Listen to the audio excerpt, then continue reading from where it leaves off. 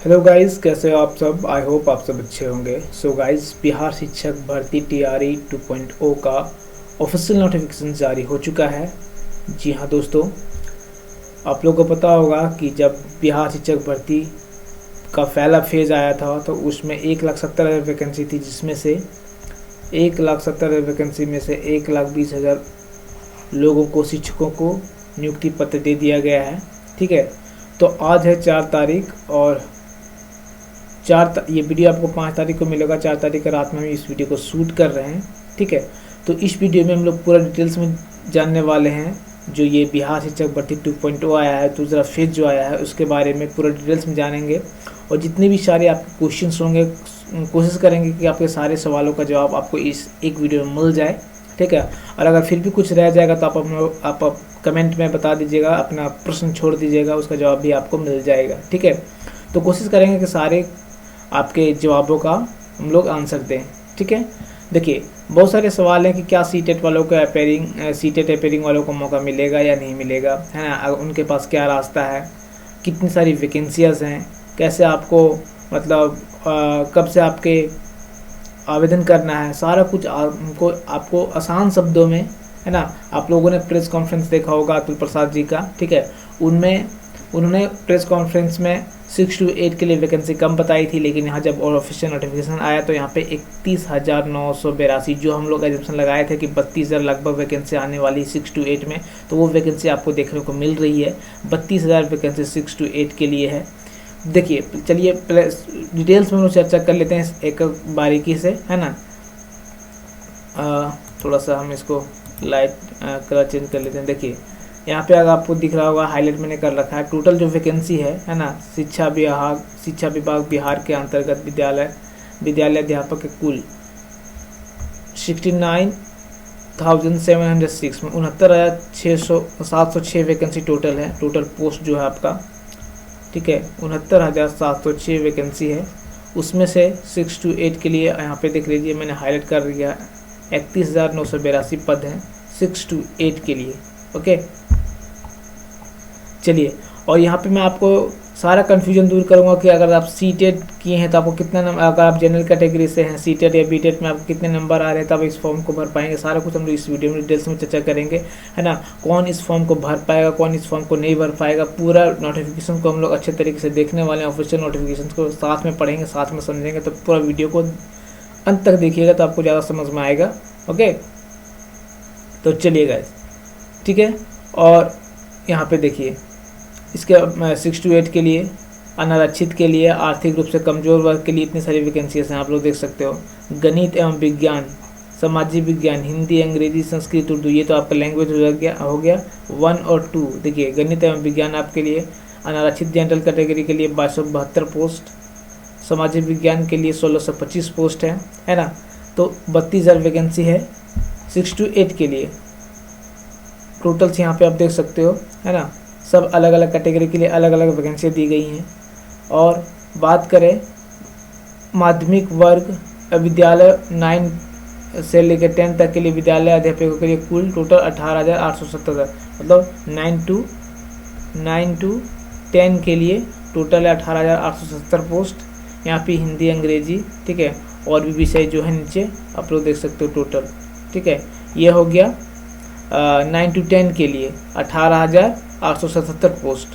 आगे बात करें तो माध्यमिक विद्यालय 9 और 10 के लिए विशेष विद्यालय अध्यापकों, मतलब 270 पोस्ट। ये आपको जो हैंडीकैप्ड हो गया, ब्लाइंड वगैरह का जो हो जाता है ना, थोड़ा सा जो मतलब फिजिकल हैंडीकैप्ड टीचरों के लिए जो बच्चे रहते हैं, कोई थोड़ा सा जिसको कम दिखाई देता है, मतलब, है ना, स्पेशल बच्चों के लिए ये 270 पद उनके लिए भी है। 9 to 10 के लिए, 9 और 10 के लिए यहाँ 2 कैटेगरी में बांटा गया है 9 और 10 को। एक है जो नॉर्मल शिक्षक हैं 18,877 के लिए 9 to 10 के लिए, और एक और है 9 to 10 के स्पेशल विद्यालय के लिए जो टोटल 270 पोस्ट हैं।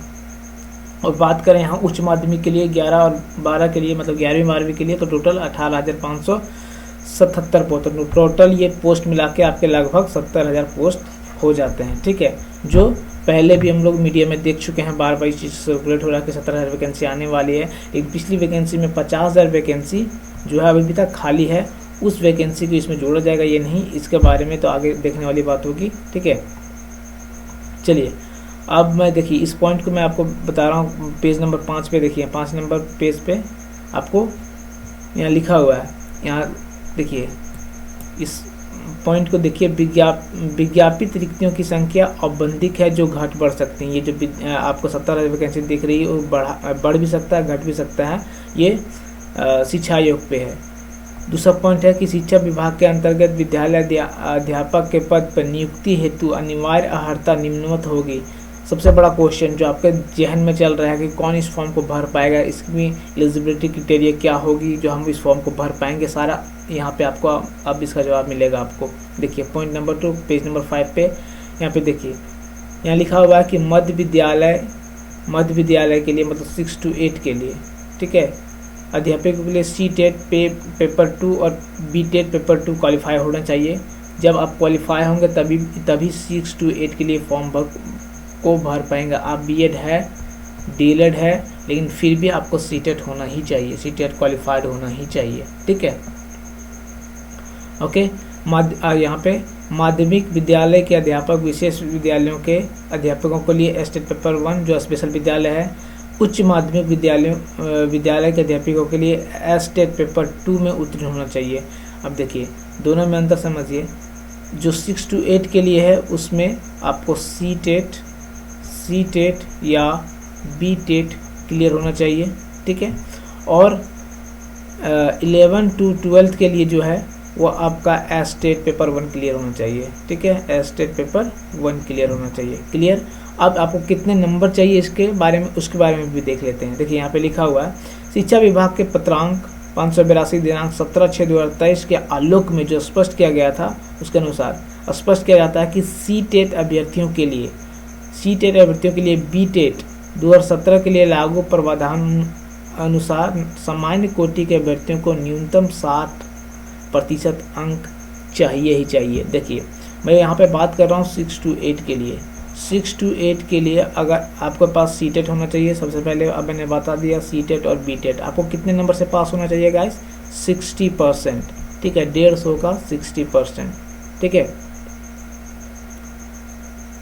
ठीक, 150 का 60% आपके नंबर होने ही चाहिए, ठीक है, वो आपका लगभग 90 नंबर जब आपका होगा, ये हम बता रहे हैं अनरिजर्व कैटेगरी के लिए, जनरल कैटेगरी के लिए। अगर आप अलग राज्य से है, चाहे बिहार के ही, आप अगर मतलब आरक्षण के लिए आप अप्लीकेबल नहीं है, है ना, अगर आप बिहार के भी रहने वाले हैं और आप जनरल कैटेगरी से बिलोंग करते हैं या फिर अदर स्टेट वाले तो जनरल कैटेगरी में आ ही जाएंगे, लेकिन अगर आप बिहार से भी हैं तो भी आपको 90 नंबर चाहिए, है ना, 6 to 8 के लिए, है ना, जब C-TET और B-TET में आपका 90 नंबर होना ही चाहिए, ठीक है। आगे बात कर लेते हैं कि पिछड़ा वर्ग और अत्यंत पिछड़ा वर्ग के लिए सामान्य कोटि की महिला उम्मीदवारों के लिए, इस पॉइंट को समझना बहुत जरूरी है। जो महिलाओं को यहाँ पे लिखा हुआ है कि सामान्य कोटि की महिला के लिए, सामान्य कोटि मतलब जनरल कैटेगरी की महिला के लिए, है ना, फीमेल के लिए, यहाँ पे तो बोल दिया है कि जो जनरल कैटेगरी के लिए होना चाहिए वो 90 नंबर होना चाहिए C-TET और B-TET, लेकिन यहाँ पे महिला की बात हो रही है, ठीक है, महिला के लिए जो होगा वो 55%, है ना, मतलब आपका 150 का 82 नंबर अगर आप महिला हैं और आप अनारक्षित से बिलोंग करते हैं, मतलब रिजर्व कैटेगरी से, जनरल कैटेगरी से बिलोंग करते हैं और रिजर्व से बिलोंग करते हैं, तो आपका 82 नंबर होगा तो भी आप इस फॉर्म को भर पाइएगा। क्लियर कर दिया हुआ है यहाँ पे अब नोटिफिकेशन। देखिए बहुत सारे लोग बोल रहे होंगे कि अगर आप फीमेल हैं लेकिन जनरल कैटेगरी से 90 नंबर होना चाहिए, नहीं, अगर आप फीमेल हैं यहाँ पे, क्योंकि नोटिफिकेशन, इस नोटिफिकेशन के अनुसार मैं बात कर रहा हूँ, इस नोटिफिकेशन में साफ मेंशन कर दिया, आप इस पर केस भी कर सकते हैं। अगर आप फीमेल कैटेगरी के हैं और अगर आप जनरल कैटेगरी से बिलोंग करते हैं, अगर आपका 82 नंबर है तो भी आप इस फॉर्म को भर पाइएगा। अगर बाद में कुछ होता है तो आप इस पर केस भी कर सकते हैं। यहाँ पे देखिए पूरा वैलिड पॉइंट यहाँ लिखा हुआ है कि सामान्य कोटि के महिला उम्मीदवारों के लिए 55%, पिछड़ा वर्ग, अत्यंत पिछड़ा वर्ग और सामान्य कोटि के महिला, जो महिला होना चाहिए वो जनरल कैटेगरी से है लेकिन महिला, या फिर वो अदर स्टेट का हो या फिर बिहार स्टेट का हो, अगर वो जनरल कैटेगरी में है तो 82 नंबर में भी इस फॉर्म को भर पाएंगी, ठीक है। आगे बात कर लेते हैं, अनुसूचित जाति, अनुसूचित जनजाति तथा निःशक्त कोटि के उम्मीदवारों को 50% अंक के आधार पर उत्तीर्ण माना जाएगा, मतलब 50%, मतलब 75। बाकी जो बचे है ना उसके लिए कितना नंबर चाहिए गाइस, उसके लिए आपको 5 नंबर चाहिए, मतलब 50%। Okay, clear. तो एक बार मैं फिर से दोहरा देता हूँ, अगर आप 6 to 8 के लिए भरना चाहते हैं तो C-TET और B-TET में अगर आप जनरल कैटेगरी के हैं और बिहार से हो चाहे अदर स्टेट हो तो 90 नंबर होना चाहिए, ठीक है। और अगर आप पिछड़ा वर्ग, अत्यंत पिछड़ा वर्ग के और सामान्य कोटि की महिला उम्मीदवार हैं तो 55%, मतलब आपको 82 नंबर होगा, तब आप इस फॉर्म को भर पाइएगा, 6 to 8 के लिए अप्लाई कर पाइएगा। और बाकी जो कैटेगरी बच गए, रेस्ट ऑफ द कैटेगरी, उनको 50%, मतलब 75 नंबर आपके हैं C-TET और B-TET में, तो आप इस फॉर्म को भर पाइएगा। क्लियर गाइस, आई होप ये क्लियर हो गया होगा। सबसे बड़ा सवाल कि आपको कितना नंबर आना चाहिए, कितना नंबर नहीं आना, तब इस फॉर्म को भर पाइएगा, तो सारे इस वीडियो में आपको क्लियर हो गया होगा, आई होप। ठीक है, चलिए आगे देख लेते हैं। आगे जो क्वेश्चंस आपके दिमाग में आ रहे हैं उसका जवाब देते हैं। ठीक, सिलेक्शन प्रोसेस के बारे में, कौन सा एग्ज़ाम कैसे, देखिए पेज नंबर 16 में चयन प्रक्रिया लिखित रूप से आपका वस्तुनिष्ठ आधार पर होगा, MCQ बेस्ड क्वेश्चंस होगा, लिखित परीक्षा। ठीक है, तो ये देखिए सबसे बड़ा एग्ज़ाम पैटर्न भी चेंज हुआ है इसका, इस चीज़ को समझना है। ठीक है, एग्ज़ाम पैटर्न को समझ लीजिए, पिछला जो पैटर्न हुआ था और ये पैटर्न में बहुत अंतर है। एग्ज़ाम पैटर्न को समझते हैं। ठीक है, ये आपका पेपर 1 एक ही दिन पेपर होगा गाइस, एक ही दिन पेपर होगा, एक ही दिन, आपको 2 दिन इंतज़ार नहीं करना होगा। यहाँ पे लैंग्वेज पेपर, एक लैंग्वेज पेपर होगा, पेपर 1 एक ही पेपर होगा, और पेपर का 3 पार्ट में होगा, पार्ट 1, पार्ट 2 और पार्ट 3। पार्ट 1, पार्ट 2, पार्ट 3 को ही समझिए, इसमें समझाते हैं, आपको लिखा हुआ है, देखिए। ठीक है, एक ही पेपर होगा, आपको 2 दिन, आप पिछले एग्जाम में क्या हुआ था, इसका एग्जाम पैटर्न था कि 2 दिन मतलब ठहरना पड़ा था 2 दिन के लिए, एक दिन लैंग्वेज पेपर तो एक दिन आपका GK GS और सब्जेक्ट का पेपर हुआ था। ठीक है, लेकिन यहाँ पे नहीं है, आपको एक ही दिन में सारे पेपर ले लिया जाएगा। क्या है, इसको थोड़ा समझते हैं एग्जाम पैटर्न कैसे चेंज हुआ। देखिए, आपको जो होगा टोटल 150 नंबर का पूछा जाएगा, है ना। ठीक है, 150 नंबर का क्वेश्चन होगा, सॉरी प्रश्नों की संख्या 150 होगी। ठीक है, क्वेश्चन कितने होंगे, 150, समय कितने जाएगा, टाइम आपका रहेगा 2.5 घंटा। ठीक है, और कितने मार्क्स के रहेंगे आपके पेपर, तो 120 नंबर का रहेगा। अब सबसे बड़ा प्रश्न कि क्वेश्चन है 150 और मार्क्स 120 कैसे, है ना, इसको समझाइए। तो देखिए, आपका जो पेपर होगा ना वो 3 पार्ट में होगा, पेपर पार्ट 1, पार्ट 2, पार्ट 3, एक ही पेपर होगा। पार्ट 1 में क्या होगा कि वो जो होगा पार्ट 1 वो आपका क्वालिफाइंग नेचर का एग्जाम होगा, जो लैंग्वेज का होगा, जो भी आप लैंग्वेज चुनेंगे, हिंदी, इंग्लिश, उर्दू, है ना, वो लैंग्वेज पेपर का होगा। उसमें 30 प्रश्न पूछे जाएंगे और वो उसका जो नंबर होगा गाइस, वो आपके मेरिट लिस्ट में ऐड नहीं होगा, वो क्वालिफाइंग नेचर का एग्जाम होगा। ठीक है, उसमें क्या होगा कि 8 जो प्रश्न होंगे वो इंग्लिश से होंगे और 22 प्रश्न जो होंगे वो हिंदी से होंगे, तो टोटल मिला के 30 प्रश्न, 22 और 8 30, जिसमें से आपको क्वालिफाई करने के लिए मात्र 9 नंबर लाना है। मतलब मान के चलिए कि 10 नंबर, 9 या 10 नंबर, मतलब जो आपको 30% नंबर लाने हैं। ठीक है, ओके, 30 नंबर में से 30% नंबर आपको लाने, 9 नंबर आप लाइएगा तो आप क्वालिफाई कर जाइएगा। पेपर 2 आपका चेक होगा, पार्ट 2 और पार्ट 3। ठीक है, समझिए इस चीज़ को कि पार्ट 1 जो होगा वो क्वालिफाइंग नेचर का एग्जाम होगा, वो नंबर अगर आप 30 में 30 भी उठा लेते हो, 30 के 30 सही कर देते हो, तो भी वो नंबर आपका मेरिट लिस्ट में ऐड नहीं होगा, वो सिर्फ क्वालिफाइंग नेचर का एग्जाम होगा। जो आपको 9 नंबर भी आप लाओगे तो आप क्वालिफाई कर जाओगे। उसमें से 30 क्वेश्चन ऐसे रहेंगे जो आपको मैंने बता दिया, 8 इंग्लिश से रहेगा और 22 हिंदी से रहेगा। ठीक है, बाकी जो पार्ट है पार्ट 2 और पार्ट 3। ठीक है, पार्ट 2 और पार्ट 2 में जो रहेगा वो यहाँ पे लिख दिया हुआ है, देखिए। सामान्य अध्ययन के लिए जो पिछला बार जो एग्ज़ाम TRE 1 में जो एग्ज़ाम हुआ था GK GS के लिए, वही सेम सिलेबस रहेगा। ठीक है, और पार्ट 3 में जो होगा, पार्ट 1 में मैंने बता दिया क्वालिफाइंग नेचर, पार्ट 2 जो होगा वो GK GS का होगा, पार्ट 2 जो होगा वो GK GS के लिए होगा, और पार्ट 3 जो होगा वो आपका सब्जेक्ट का पेपर होगा। ठीक है, सब्जेक्ट का एग्जाम होगा, जो भी आप अगर हिंदी विज्ञान और साइंस लिए होंगे या सामाजिक विज्ञान लिए होंगे तो उस चीज़ का पेपर होगा। ठीक है, क्लियर हो गया। उसमें से क्या रहेगा, कि 40 नंबर जो रहेगा वो जीके जीएस का नंबर रहेगा, ठीक है, जीके जीएस का, और 80 नंबर जो रहेगा वो आपका सब्जेक्ट का पेपर होगा, सब्जेक्ट का, ठीक है।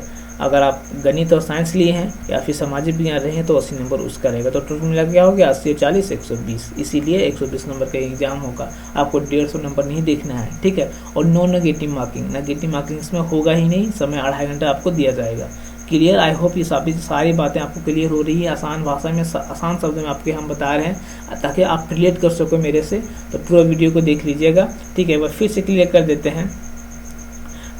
एक पेपर होगा, 3 पार्ट में होगा। पेपर 1 जो रहेगा, पार्ट 1 जो रहेगा वो क्वालिफाइंग नेचर का एग्जाम होगा, जिसमें 30% पूछे जाएंगे, जिसमें से 8 इंग्लिश का रहेगा और 22 हिंदी का रहेगा। उसमें से सिर्फ आपको 9 नंबर लाने हैं क्वालिफाई करने के लिए। फिर पेपर 2 होगा, पार्ट 2 जो होगा वो जीके जीएस का, जिसमें 40% के पूछे जाएंगे। ये आपका मेरिट लिस्ट में ऐड हो जाएगा। पार्ट 2 जो एग्ज़ाम होगा और पार्ट 3 जो एग्ज़ाम होगा, मतलब जो जीके जीएस और आपका सब्जेक्ट का जो एग्ज़ाम होगा, ये आपका क्वालिफाइंग एग्ज़ाम होगा। इस बार जो कंपटीशन होगा थोड़ा वो टफ होगा, तो आपको तैयारी थोड़ा अपर लेवल की करनी होगी, ओके। थोड़ा सा पिछली बार जो वैकेंसी थी थोड़ा सा, मतलब आप उसको कह सकते हो 19, लेकिन इस बार जो आपका एग्ज़ाम होगा वो थोड़ा सा 20 रहेगा पिछले बार की अपेक्षा। तो आपको थोड़ा मेहनत ज़्यादा करना होगा सिलेक्शन पाने के लिए, ओके। चलिए और बात कर लेते हैं इंपॉर्टेंट डेट्स के बारे में, ठीक है। यहाँ मैंने बता दिया कि जो भाषा का जो एग्ज़ाम होगा पार्ट 1 वो क्वालिफाइंग नेचर का होगा और नेगेटिव मार्किंग नहीं होगी, ठीक। और क्या साक्षात्कार होगा, इसमें इंटरव्यू भी नहीं होगा गाइस, जी हाँ, सिर्फ लिखित परीक्षा पे आपका मेरिट लिस्ट बनेगा, इसमें कोई इंटरव्यू नहीं होगा, ओके। शुल्क की बात कर लेते हैं तो अगर आप जनरल कैटेगरी से बिलोंग करते हैं तो आपको 750 रुपये देना होगा, और बाकी जो कैटेगरी है वो तो 200 रुपये में आपको एग्ज़ाम फी को देना होगा, एग्ज़ाम फी आपका होगा। अगर आप जनरल कैटेगरी से हैं तो 750 रुपये, ओके।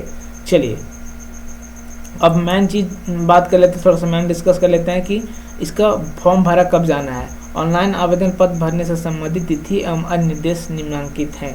तो देखिए, निबंधन एवं भुगतान प्रारंभ करने की तिथि, रजिस्ट्रेशन करने की तिथि कब है, 5 नवंबर से लेकर 14 नवंबर तक के बीच में आप निबंधन कर सकते हैं, रजिस्ट्रेशन कर सकते हैं। और मैं आपको बता दूं, ये जो डेट्स आपको दिखाई दे रहे हैं ये बहुत ही इंपॉर्टेंट है। आप इसको थोड़ा सा आप ये मत मान के चलिएगा कि इसका डेट एक्सटेंड होगा। यहाँ पे साफ साफ कर दिया कि डेट एक्सटेंड नहीं होगा। बीपीएससी बहुत जल्दी और बहुत फास्ट वैकेंसी देने के मूड में है बिहार सरकार, तो डेट एक्सटेंड होगा ही नहीं। आपका एग्ज़ाम का भी डेट भी क्लियर कर दिया गया है, ठीक है।